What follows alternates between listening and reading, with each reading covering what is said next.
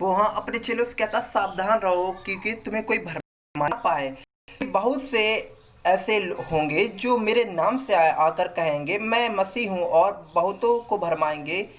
यहाँ पर परमेश्वर बता रहा है, हमें सचेत करते हुए कह रहा है, परमेश्वर में सचेत करते हुए कह रहा है कि बहुत से हमारे नाम से आएंगे और कहेंगे कि मैं मसीह हूँ, और ऐसे उपकियों से तुम भरमाए मत जाओ। इसलिए यहाँ पर हमें वो कह रहा है, वचन 6 में हम देखते हैं, तुम लड़ाइयों और लड़ाइयों की चर्चा सुनोगे तो घबरा जाना, क्योंकि इनका होना अवश्य है परंतु उस समय अंत ना होगा। हम देख रहे हैं कि हमारे चारों तरफ वायरस है, उससे बढ़कर हमारे यहाँ पर चीन और भारत में लड़ाई युद्ध छिड़ चुका है। और लड़ाई हम देख रहे हैं, हमारे मसीही बहन भाइयों पर बहुत सारे सताव भी हो रहे हैं। इसलिए जब हम पर सताव होंगे तो परमेश्वर कहता है जब ये सब तुम देखो तो घबरा ना जाना। परमेश्वर कहता है कि जब लोगों पे सताव होगा तो बहुतों का प्रेम ये देखकर ठंडा पड़ जाएगा, परंतु जो अंत तक धीरज धरेगा उसी का उद्धार होगा। पर हमारे मसीह बहन भाइयों, हम आपको उत्साह करते हुए आपको ये सब बताना चाहते हैं कि आप लोग जब ये सब होता देखें, आप लोग ये संकट का आरंभ होता देखें तो घबरा मत जाना, क्योंकि हमारे परमेश्वर का आगमन नज़दीक है। और सेवा में ध्यान दें, और सेवा कठिनाई से और सेवा में लगातार बने रहें, परमेश्वर में लगातार चालू रहें, कहीं भरमाए ना जाए आप किसी के बहकावे से कि मसीह अभी नहीं आ रहा है। या बहुत से हमारे भाई होंगे, ऐसा भी हम सुनते हैं काफ़ी बार, अभी मसीह नहीं आ रहा है, इतने टाइम से क्या, इतना टाइम से उसका प्रचार हो रहा कि मसीह आ रहा, लेकिन आया नहीं। लेकिन हम सब आपको बता रहे हैं, हम प्रभु के हम परमेश्वर के एक छोटे से दास होने के नाते ये बता रहे हैं कि हमारा परमेश्वर जल्द और नज़दीक आने वाला है अपनी महिमा में। उस समय हम उसे क्या जवाब देंगे, इसलिए आज हमें तैयार होने की आवश्यकता है और हमारे परमेश्वर में बढ़ते जाना है। प्रभु आप सबको आशीष दे। और हम आगे पढ़ेंगे, क्योंकि जाति पर जाति पर राज चढ़ाई करेंगे और जगह जगह अकाल पड़ेंगे और भूकंप होंगे। हम यहाँ पर पढ़ रहे हैं, जाति जाति पर चढ़ाई करेंगे और अकाल आएंगे, भूकंप पड़ेंगे। ये हम सब देखते हैं, और ऐसा हम सब देखते हुए अच्छी रीति से समझ गए होंगे कि ये सब हमारे आसपास हो रहा है। इसलिए आज हमें जागृत होने की आवश्यकता है, क्योंकि हमारे परमेश्वर के वचन पूरे होते दिख रहे हैं। हमारे मसीह बहन भाइयों, आज हमें फिर परमेश्वर की उपस्थिति में बढ़ते जाना और जागृत होने की आवश्यकता है, क्योंकि हम नहीं जानते। अगर ये लिखा है घर का स्वामी, यदि हम वचन इसी में पढ़ेंगे, यहाँ पर हम देखते हैं, इसलिए जागते रहो क्योंकि तुम नहीं जानते कि तुम्हारा प्रभु किस दिन आएगा। परंतु ये जान लो कि यदि घर का स्वामी जानता होता कि चोर किस पहर आएगा तो जागता रहता और अपने घर में सेंध लगने ना देता। हाँ, हमको भी अपने अब जागृत रहना है। और अगर लिखा है घर का स्वामी जान ले कि चोर किस घर आएगा तो सेंध नहीं लगने देगा, चोरी नहीं होने देगा, परंतु हम नहीं जान पाते और परमेश्वर आ जाता है। इसलिए जिस प्रकार से बिजली पूर्व से चमकते पश्चिम तक, बिजली पूर्व से निकल के पश्चिम तक चमकती, उसी प्रकार से मनुष्य का पुत्र का भी आना होगा। इसलिए हमें जागृत होने की आवश्यकता है, क्योंकि हमारा परमेश्वर का दोबारा आगमन नज़दीक है और हम आखिरी चिन्ह होते देख रहे हैं, विपत्तियां महामारियां हम देख रहे हैं। इसलिए आज हमें जागृत होने की आवश्यकता है। ऐसा आप सब देख रहे हैं तो ऐसा ना हो कहीं आप लोग घबरा जाएं या डर जाएं। डरने की आवश्यकता नहीं, क्योंकि हम देख रहे हैं हमारे मसीह बहन भाइयों बहुत हद तक सताव हो रहा है, क्योंकि वचन भी कहता है जो मसीह के साथ भक्ति से जीवन बिताना चाहेंगे वो हर एक सताए जाएंगे। फिलिपियो हम पढ़ेंगे, फिलिपियो में अध्याय हम उसका 3 उसके 12 में पढ़ते हैं तो हमें यहाँ पर वचन मिलता है कि मसीह के साथ जितने भक्ति से जीवन बिताना चाहेंगे वो हर एक सताया जाएगा। इसलिए ये मत सोचो कि हम पे सताव हो रहा, क्योंकि ये वचन सच्चा है और वो होना अवश्य है, उसका पूरा होना अवश्य है और वो पूरा होकर रहेगा। इसलिए हमें सताव हो, चाहे मुसीबत हो, चाहे जैसी विपत्तियां हो, चाहे जैसी कठिनाई हो, परमेश्वर में बने रहते उसकी आराधना स्तुति करते हुए आगे बढ़ते जाना है। और परमेश्वर का दोबारा आगमन नज़दीक है, हम आपको यही बताना चाह रहे थे। और हम आगे वचन में आगे बढ़ते समय देखेंगे परमेश्वर के वचन में, हम इसी अध्याय में 24 के 8 वचन में पढ़ेंगे, ये सब बातें पीड़ाओं का आरंभ होगी, तब वह कलेश देने के लिए तुम्हें पकड़वाएंगे और तुम्हें मार डालेंगे और मेरे नाम के कारण सब जातियों के लोग तुमसे बैर रखेंगे। हाँ, परमेश्वर के नाम के कारण आज हम देखते हैं, परमेश्वर के नाम के कारण हमारी बहुत सारी रिश्तेदारियां टूट जाती होंगी। परमेश्वर के नाम के कारण लोग कहता होंगे तुमने धर्म बदल लिया, ये कर लिया, वो कर लिया। लेकिन हमारे मसीह बहन भाइयों, आप लोग किसी की परवाह ना करें। यदि खुदा आपको धर्मी ठहरा देगा तो आपको कोई अधर्मी नहीं ठहरा सकता। इसलिए किसी की चिंता ना करते हुए परमेश्वर की ओर ताकते हुए बढ़ते जाइए और उसी की ओर ताकिए, क्योंकि न्याय के दिन आप हर जगह खुदा का सुसमाचार प्रचार करते हैं। क्योंकि एक दिन आप ऐसा आएगा जब खुदा आपसे उन लोगों से सवाल, मेरा दास मेरा जन तुम्हारे पास वचन लेकर आया था लेकिन तुमने ग्रहण नहीं किया। इसलिए हमें अपने कार्य को पूरा करते जाना है, जो परमेश्वर ने हमें सौंपा है उसे जिम्मेदारी से हमें पूरा करते जाना है। हम मसीह के नाम के कारण सताए जाएंगे, लोग हमसे बैर करेंगे।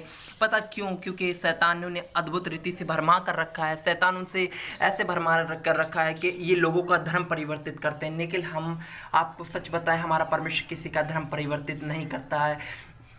हमारा परमेश्वर अगर परिवर्तित करता है तो उस लोगों का जीवन परिवर्तित करता है, उनकी सोचों को परिवर्तित करता है, उनके मनों की गंदी सोचों को परिवर्तित करता है। हमारा परमेश्वर वही परिवर्तित करने आया। उसने अपने लहू का दाम देकर हमें छुड़ाया है और हम आज़ाद और छुटकारे पाए हुए लोग हैं और हम परमेश्वर के जन हैं। इसलिए हमें ना डरते हुए उनके सतावों से, परंतु कलीसियों में भी उसके साथ बढ़ते जाने हैं, ना कि आराम के जीवन में। आप ये सोच लिए अगर आप जीवन बिताएंगे तो सताव होना अवश्य है, क्योंकि हमारा परमेश्वर का जीवन इतना आसान नहीं, हमारे मसीह जीवन कि हम आराम से जीवन जिए। क्योंकि हमारे अगर एक मुसीबत जाएगी तो दूसरी हमारे लिए तैयार है। हम मसीह लोग हैं, हम खुदा के लोग हैं। जब घर के स्वामी को वचन कहता है उन लोगों ने शैतान कहेगा, शैतान कहा था तो घर के लोगों को क्या कुछ नहीं कहेंगे। तो अवश्य है वो हमको भी सताएंगे, मारेंगे, तोड़ेंगे, दोष लगाएंगे, मार डालेंगे। लेकिन चिंता मत करो, क्योंकि न्याय का दिन नज़दीक है। उनके लिए भी दुआ करो। नफरत किसी से मत रखो, परंतु हर एक से प्रेम करो। बस उसी और अड़े रहो और खड़े रहो हर बात में, क्योंकि परमेश्वर आपके साथ है और वो आपसे प्रेम करता है। हाँ, वो आपको हर एक विपत्तियों से छुड़ा भी लेगा, ये हमारा विश्वास है। वो जो आखिरी अंत तक उसके साथ धीरज धरे रहेगा, वो परमेश्वर के साथ अनंत जीवन व्यतीत करेगा। हम 10 में देखेंगे, तब बहुत से ठोकर खाएंगे और एक दूसरे से बैर रखेंगे। बहुत से झूठे भविष्यवक्ता उठ खड़े होंगे और बहुत आएंगे। अधर्म के बढ़ने से बहुतों का प्रेम ठंडा पड़ जाएगा।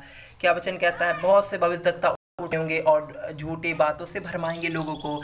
ऐसा अधर्म के बढ़ने से उनके स्वभाव बढ़ने से उनका प्रेम ठंडा हो जाएगा। लेकिन हमारे मसीह बहन भाइयों, आज खुदा के वचन की ओर ध्यान दो, क्योंकि आज अंतिम समय और नज़दीक समय है और परमेश्वर आप सबसे प्रेम करता है और हमें इसकी ओर वचन की ओर ध्यान धरते हुए, क्योंकि लिखा है अधर्म के बढ़ने से उनका प्रेम ठंडा हो जाएगा। अधर्म बढ़े लेकिन हमारा प्रेम के साथ बना रहे, हमारा प्रेम प्रभु के साथ ठंडा ना पड़े। इस बात को ध्यान, क्योंकि खुदा का वचन क्या कहता है कि अधर्म के बढ़ने से उनका प्रेम ठंडा हो जाएगा। इसलिए बच्चे और देखें और ताकि कि खुदा ने क्या कहा है और उसमें बढ़ते जाइए और वचन हम उनका प्रेम ठंडा हो जाएगा। परंतु लिखा है अधर्म के बढ़ने से उन बहुतों का प्रेम ठंडा पड़ जाएगा, तो अंत तक धीरज धरे रहेगा, उसी का उद्धार होगा। उद्धार किसका होगा? वचन क्या कह रहा है यहाँ पर? वचन बता रहा है जो अंत तक धीरज धरेगा। अंत यानी लास्ट, अंत यानी न्याय का दिन, उस समय तक जो धीरे रहेगा उसी का उद्धार होगा, उसी को परमेश्वर के राज्य में प्रवेश करेगा। हाँ, हम देखते हैं हमारे मसीह बहन भाइयों बहुत सताव हो रहा है इन दिनों में। हमें भी और परमेश्वर से प्रार्थना करने की आवश्यकता है अपने भाई बहनों के लिए कि हमारे प्रभु के खिलाफ हैं, जो विरोध में हैं, वो परमेश्वर के पीछे चलने वाले हो जाएं। हमारा फ़र्ज़ है जो हमने है, क्योंकि हमारे परमेश्वर ने हर एक को अलग अलग जिम्मेदारियां दी हैं और अलग अलग कार्य दिए हैं, उसे पूरी जिम्मेदारी के साथ निभाते जाना है, खुदा के साथ बढ़ते जाना है। और वचन हम 24 का 14 में देखेंगे, और राज्य का यह सुसमाचार सारे जगत में प्रचार किया जाएगा कि सब जातियों पर गवाही हो, तब अंत आ जाएगा। कब अंत आ जाएगा? जब खुदा का समाचार, पूरी गवाही, सुसमाचार जगत के अंत तक, जगत के छोर तक फैल जाएगा और लोगों के बीच से गवाही होगी, तब अंत का आना नज़दीक हो जाएगा, अंत आ जाएगा। वचन कहता है यहाँ पर तब अंत आ जाएगा। और हम देखेंगे आगे वचन में हम पढ़ेंगे, इसलिए जब तुम उस उड़ने वाली घृणित वस्तु को, जिसकी चर्चा दानियेल भविष्यवक्ता के द्वारा हुई थी, इसलिए जब तुम उस उड़ने वाली वस्तु की जिसकी चर्चा भविष्यद्वक्ता दानियेल के द्वारा की गई स्थान में खड़ी हुई देखो तो पढ़े, जो पढ़े बात समझे। वचन कह रहा है जो पढ़े उसे समझे। तब जो यहूदी जो लिखा है, तब जो यहूदिया में हों वह पहाड़ों पर भाग जाएं, जो छत पर हों वह अपने घरों में से सामने सामान लेने को ना उतरें, और जो खेत में हों वह अपना कपड़ा लेने को पीछे ना लौटें। जहाँ पर हों वहीं पर हमें बने रहना है अंत समय में, इसका दृश्य वचन हमें बता रहा है। और जो खेत में हो लिखा है वो अपने कपड़ा लेने को वापस ना जाए, परंतु जो छत पे हो वो छती पर बना रहे और नीचे ना उतरे अंतिम समय में, क्योंकि वचन कहता है आगे, और जो खेत में हो वह अपना कपड़ा लेने को पीछे ना लौटे। उन दिनों में जो गर्भवती और दूध पिलाती होंगी उनके लिए हाय हाय। प्रार्थना किया करो कि तुम्हें जोड़े में या सप्त के दिन भागना ना पड़े, क्योंकि उस समय ऐसा भारी कलेश होगा जैसा जगत के आरंभ से ना अब तक हुआ था और ना कभी होगा। हम सब आप देख रहे होंगे कि इससे पहले हमने ऐसी कोई महामारी नहीं सुनी थी, और एक कोरोना नाम की बीमारी जो कोविड-19 भी हम कहते हैं शॉर्ट में, ऐसी महामारी हमने नहीं सुनी थी इससे पहले। और खुदा का वचन भी हमें ऐसे ही बता रहा है, लिखा है, यदि यहाँ पर लिखा है वचन, हम वचन क्योंकि लिखा है वचन 21 में, क्योंकि उस समय ऐसा भारी कलेश होगा, किस अंत में उस समय ऐसा भारी कलेश होगा जैसा जगत के आरंभ से ना तो अब तक हुआ था और ना कभी होगा। इसके बाद ऐसा ना होगा और ना इससे पहले ऐसा कलेश हुआ था, हम ये सब जानते हैं।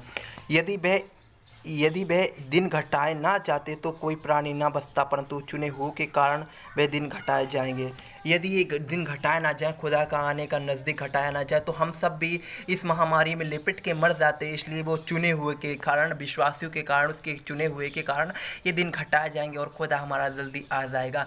ये हमारे मसीह और बहन भाइयों के लिए बड़ी खुशी की बात है। हम बहुत सब इसी पल के लिए तो बेसब्री से इंतज़ार कर रहे हैं कि हमारा परमेश्वर कब आएगा, कब आएगा, कब आएगा, और हमारा परमेश्वर नज़दीक है। इसलिए आज हमें सुसमाचार करने के लिए परमेश्वर ने सहायता मदद की, इसके लिए खुदा को धन्यवाद हो, क्योंकि बोलने वाला मैं नहीं, उसकी आत्मा बोलती है। इसलिए उसकी महिमा हो। हम जो भी हैं उसके अनुग्रह से हैं, हम इस बात को समझते हुए उसमें बढ़ते जाना है। वचन 22 में देखेंगे, यदि वह दिन घटा, वचन 23 में देखें, उस समय यदि कोई तुमसे कहे देखो मसीह यहाँ है या वहाँ है, तो विश्वास ना करना, क्योंकि झूठे मसीह और झूठे भविष्यद्वक्ता उठ खड़े होंगे और बड़े चिन्ह और अद्भुत काम दिखाएंगे कि यदि हो सके तो चुने हुओं को भरमा दें। उस समय हमसे लोग कहेंगे देखो मसीह ये है, मसीह वो है, मसीह यहाँ पर है, मसीह वहाँ पर है, तो भरमाए ना जाना। हो सकता है वो उन्हें चुने हुओं को भरमा दें कि देखो मसीह ये चीज़ में है, मसीह आ चुका है, मसीह आने वाला है। ऐसे शब्द सुनो, आप भरमा मत जाना, क्योंकि जब खुदा आएगा तो अपनी पूरी समर्थ, अपनी पूरी महिमा के समेत आएगा। इसलिए हमें जागृत होने की आवश्यकता है कि हम हम वचन मत्ती में पढ़ते हैं, तो इसी में एक अध्याय हमें याद नहीं तो माफ़ करना। इसी में एक अध्याय है जिसमें ऐसे करके है कि उन लिखा है भविष्यद्वक्ताओं से सावधान, जो भेड़ की नाई भेड़ियों के भेष में आते हैं। जो लिखा है भेड़ की नाई आते हैं परंतु अंदर से फाड़ नोच खाने वाले भेड़िए हैं। वो अंदर से फाड़ नोच खाने वाले भेड़िए, उनके फलों से वचन कहता तुम उन्हें पहचान लोगे, क्योंकि अच्छा पेड़ अच्छे फल देता और बुरा पेड़ बुरे फल देता। अच्छा पेड़ अपने फल से पहचाना जाता और बुरा पेड़ आग में डाल दिया जाएगा। इसलिए हम उनके फलों से उन्हें पहचान लेंगे कि ये सच्चे या बुरे हैं। इसलिए हमें उनके उपदेशकों को ध्यान से पूर्वक सुनते जाना कि हमें परमेश्वर के सम्मुख ये ला रहे हैं या खुदा से हमें दूर कर रहे हैं, ये बात को सुनने और समझने की आवश्यकता है। वचन 24 में वचन 25 में देखेंगे, देखो मैंने पहले से तुमसे यह सब बात कुछ कह दिया है, इसलिए यदि वह तुमसे कहें देखो बाहर जंगल में है तो बाहर ना निकल जाना, यह देखो बाहर कोठरी में है तो विश्वास ना करना। परमेश्वर ने हमें क्यों सचेत कर रहा है? वो जानता था कि ऐसे भविष्यद्वक्ता ये झूठे भविष्य और लोगों को भरमाएंगे, तो इसलिए वो कहता मैंने ये सब बातें तुमसे पहले से कहे, तुमसे जंगल में है तो वो ये विश्वास ना करना, और कोठरी में तो जाना, जहाँ पर हो वहीं पर बने रहना, और खुदा का अंत आज नज़दीक आ जाएगा। और हम वचन में आगे की ओर पढ़ेंगे।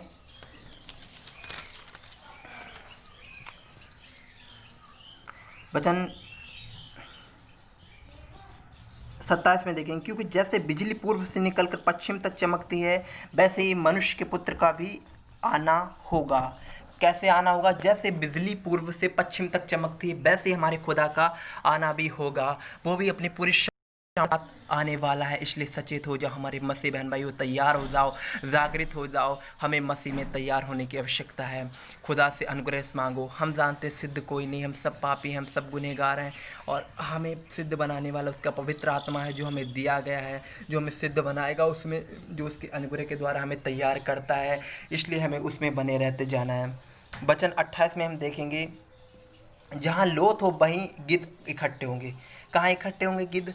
जहाँ लोथ हो। हमारा जहाँ परमेश्वर हो वहीं पर हमें सबको इकट्ठे होना है और उसकी आराधना महिमा करते हुए आत्मभक्ति में बढ़ते जाना है। उन दिनों के कलेश के तुरंत बाद सूर्य अंधेरा हो जाएगा और चंद्रमा का प्रकाश जाता रहेगा, और सारे लिखा है तारे आकाश से गिर पड़ेंगे और आकाश की शक्तियाँ हिलाई जाएंगी। तब मनुष्य के पुत्र का चिन्ह आकाश में दिखाई देगा, और तब पृथ्वी के सब कुलों के लोग छाती पीटेंगे और मनुष्य के पुत्र को बड़ी सामर्थ और ऐश्वर्य के साथ आकाश के बादलों पर आते देखेंगे। हालेलुया। जब ये सब कलिश हो जाएगा, इसके तुरंत ही बाद लिखा है सूर्य क्या हो जाएगा? लिखा है सूर्य अंधियारा हो जाएगा और चंद्रमा का प्रकाश जाता रहेगा, और तारे मंड जितने हम देखते हैं ये सब पृथ्वी पर गिर पड़ेंगे, और तब अंत आ जाएगा और हम सब उसे बादलों पर, जिसे हम कहते हैं परमेश्वर का दूसरा आगमन, वो नज़दीक आ जाएगा। उसे पूरी सामर्थ के साथ हम बादलों पर देखेंगे, और उसकी पूरी सामर्थ वो अपने स्वर्गदूतों को भेजेगा वहाँ से, और जहाँ अपने चुने हुओं को जगत के छोर से तक बुलवा लाएगा, जो उसकी आराधना और उसके साथ विश्वास योग्य रहे हैं आखिरी तक। वो उसके पिता के आनंद में सहभागी होंगे और उसकी आराधना महिमा करते हुए आत्मवृत्ति में बढ़ते जाएंगे। हालेलुया, परमेश्वर की स्तुति हो। हम वचन आगे पढ़ते हैं, वचन 31 में पढ़ेंगे। वह तुरही के बड़े शब्द के साथ अपने दूतों को भेजेगा, और वह आकाश के इस छोर से उस छोर तक चारों दिशाओं से उसके चुने हुओं को इकट्ठा करेंगे। किन्हें भेजेगा? वो आप नहीं आएगा, परंतु वो आप वहीं पर रहेगा बादलों पर। हम उसके अपने स्वर्गदूतों को भेज, उसके स्वर्गदूत जो हैं वो हमें उसके पास तक इकट्ठा करेंगे, और वो हम उसके साथ इकट्ठा करेंगे, और हम उसकी आराधना बादलों पर। हालेलुया। और सारा जहां हमें देखेगा। इसलिए हमें उसकी महिमा, हमारे परमेश्वर के गीत वाली किताब में एक गाना भी है, नीले आसमां के पार जाएंगे, मेरा यीशु रहता है वहाँ, हम मिलेंगे बादलों पर। उस समय हम सच में बादलों पर खुदा के साथ मिलेंगे और उसकी स्तुति और महिमा आराधना करेंगे वहाँ पर। हालेलुया। और हम यहाँ पर देखेंगे, वह तुरही के बड़े शब्द के साथ एक दूतों को भेजेगा, और वह आकाश के इस छोर से तब तुरही के शब्द होंगे, और वो अपने दूतों को भेजेगा हमें लेने के लिए। और हम वचन 32 में देखेंगे, वो हमें सिखा रहा है, अंजीर के पेड़ से हमें उदाहरण दे रहा है। यहाँ पर बोला अंजीर के पेड़ से ये दुष्टांत सीखो। किसे सिखा रहा है? वो अपने इन्हें पढ़ने वाले लोगों को, जो इस वचनों को पढ़ते हैं, जो हम वो सिखा रहा है, जो उसकी आराधना करते हैं। वो कहता है इन अंजीर के पेड़ों से दुष्टांत सीखो। अंजीर के पेड़ से ये दुष्टांत सीखो, जब उसकी डाली कोमल हो जाती है, पत्ते निकलने लगते हैं, तो तुम जान लेते हो कि ग्रीष्म काल निकट है। हम पेड़ों की पत्तियों से जब झड़ जाते हैं, पेड़ देखें, इनकी भी एक सीजन होती है कि हम देखते हैं पेड़ों की पत्तियां झड़ जाती हैं और फिर उगने लगती हैं, और हम इससे समझ लेते हैं कि कौन सा काल, कौन सा दिन चल रहा है। इसी रीति से जब तुम इन सब बातों को देखो तो जान लो कि बाहर निकट है, वरन द्वारी पर है। खुदा हमें सचेत कर रहा है। जब बोला, जब तुम ये सब बातें, जब तुम पेड़ों से ऐसा अंदाज़ा लगा सकते हो, तो सोच लो, जब खुदा हमें सचेत कर रहा है, वो बताने की कोशिश कर रहा है कि जब तुम इन बातों को देखो, जैसे तुम पेड़ों से अंदाज़ा लगा देते हो कि ऐसा काल, ऐसा ग्रीष्म ऋतु पास है, ऐसा काल निकट है, तो उसी तरह से तुम ये भी जान लो, जब ये सब महामारियाँ और विपत्तियों का देखो, तो जान लेना कि वो निकट है, वरन द्वार ही पर है। इसलिए वो कहता है, मैं तुम्हारे द्वार पर रहकर खटखटाता हूँ, जो कोई मेरा शब्द सुनकर द्वार खोलेगा, मैं उसके अंदर भीतर आकर भोजन करूँ और वो मेरे साथ करेगा। हालेलुया, उसकी स्तुति हो। वो हमें पहले से सचेत कर देता है, ताकि कोई बाद में कहना कि हमने तो कभी जाना ही नहीं, परंतु वो हमें सचेत करके गया वचन में, इसलिए हमें उसके वचनों की ओर ध्यान देते उसमें पढ़ते जाना है। हाँ, और हम वचन आगे देखेंगे। मैं तुमसे सच कहता हूँ कि जब तक ये सब बातें पूरी ना हो लें तब तक इस पीढ़ी का अंत नहीं होगा। आकाश और पृथ्वी टल जाएंगी परंतु मेरी बातें कभी ना टलेंगी। जब तक ये सब चिन्ह खुदा के पूरे ना हो जाए तब तक अंत ना आएगा, और तब तक कोई नाश ना होगा, तब तक न्याय ना होगा। परंतु जब ये सब कार्य हो जाएंगे, लिखा है, वचन कहता है आकाश और पृथ्वी टल जाने के लिए उसकी बातें नहीं टलेंगी। वो सच्ची है, उसके हर एक वचन पाक है और सच्चे हैं, वो कभी नहीं टलेंगे। हम ये सब देखते हैं जब हम वचनों में पढ़ते हैं। खुदा ने जो अपने भविष्यवक्ताओं से कहा था पुराने ओल्ड टेस्टामेंट में, तो उसने न्यू टेस्टामेंट में वहाँ पर सारी बातें वो पूरी भी की हैं। परमेश्वर की महिमा हो इन वचनों के द्वारा। और वचन हम 36 में पढ़ेंगे, उस दिन और उस घड़ी के विषय में कोई नहीं जानता, ना स्वर्गदूत और ना पुत्र और केवल पिता, परंतु केवल पिता। कोई नहीं जानता, उस अंतिम समय के बारे में कोई भी नहीं जानता, सिर्फ केवल पिता, पुत्र ना स्वर्गदूत, केवल पिता। इसलिए हमें जागृत रहने की आवश्यकता है। जैसे कि नूह के दिन में जैसे नूह के दिन में थे, ऐसे ही मनुष्य के पुत्र का आना भी होगा। क्योंकि जैसे जल प्रलय से पहले के दिनों में जिस दिन तक कि नूह जहाज में ना चढ़ा था उस दिन तक लोग खाते पीते थे और उनमें ब्याह शादियाँ होते थे, और जब तक जल प्रलय आकर उन सब को बहा ना ले गया तब तक उनको कुछ भी मालूम ना पड़ा। वैसे ही मनुष्य के पुत्र का आना भी होगा। खुदा ने जैसे पृथ्वी पर सबसे पहले अपनी सामर्थ्य का कार्य हम देखते हैं, खुदा ने सबसे पहले जब पृथ्वी को अंत किया था जल प्रलय के द्वारा, उस समय भी तब तकरीबन वचन ऐसा बताता है कि नूह था उसने तकरीबन 120 साल तक प्रीच किया, 120 साल तक लोगों को सचेत करता रहा कि पापों और गुनाहों से मन फिराओ क्योंकि स्वर्ग का राज निकट है, और जहाज बनाता रहा। परंतु लोगों ने ध्यान नहीं दिया, परंतु उन्होंने कुछ भी ध्यान नहीं दिया, परंतु वो खाने पीने में और ब्याह शादियों में लगे रहे। और हम देखते हैं वो अपने खाने पीने और ब्याह शादियों में लगे रहे और उन्हें कुछ भी मालूम नहीं होगा। खुदा इसलिए कहता है जैसे नूह के दिनों में हुआ था वैसे मनुष्य के पुत्र का भी आना होगा। इसलिए हमें आज जागृत और सचेत होने की आवश्यकता है, क्योंकि हमारा परमेश्वर निकट है, वरन द्वार ही पर है। इसलिए हमें जागृत और सचेत होते हुए खुदा की महिमा स्तुति करते हुए उसमें बढ़ते जाना है। जैसे नूह का दिन था वैसे हमारे परमेश्वर का दिन भी निकट है और हमें उसकी महिमा करते हुए आत्मिक रीति में बढ़ते जाना है। जैसे जल प्रलय से पहले आज भी हम देख रहे हैं बहुत से घर बन रहे हैं और शादियां हो रही हैं, लॉकडाउन में भी ऐसे, और नूह के समय जैसा सब कुछ महसूस हो रहा है, मालूम हो रहा है, और आज भी वही सब हो रहा है। इसलिए हमें उसकी आराधना स्तुति महिमा करते हुए खुदा में बढ़ते जाना है, उसकी महिमा आराधना करते हुए खुदा की महिमा हो। और हम वचन 40 में पढ़ेंगे, उस समय 2 जन खेत में होंगे, एक ले लिया जाएगा और दूसरा छोड़ दिया जाएगा। 2 स्त्रियां चक्की पीसती रहेंगी, एक ले ली जाएगी और दूसरी छोड़ दी जाएगी। एक जन खेत में होगा, एक ले ली जाएगी, दूसरी छोड़ दी जाएगी। 2 स्त्रियां चक्की चढ़ा रही होंगी और एक ले ली जाएगी उसमें और दूसरी छोड़ दी जाएगी। इसलिए जागते रहो, क्योंकि तुम नहीं जानते कि तुम्हारा प्रभु किस दिन आएगा। परंतु यह जान लो कि यदि घर का स्वामी जानता होता कि चोर किस पहर आएगा तो जागता रहता और अपने घर में सेंध लगने ना देता। वचन हमें सचेत कर रहा, बोला इसलिए जागते रहो।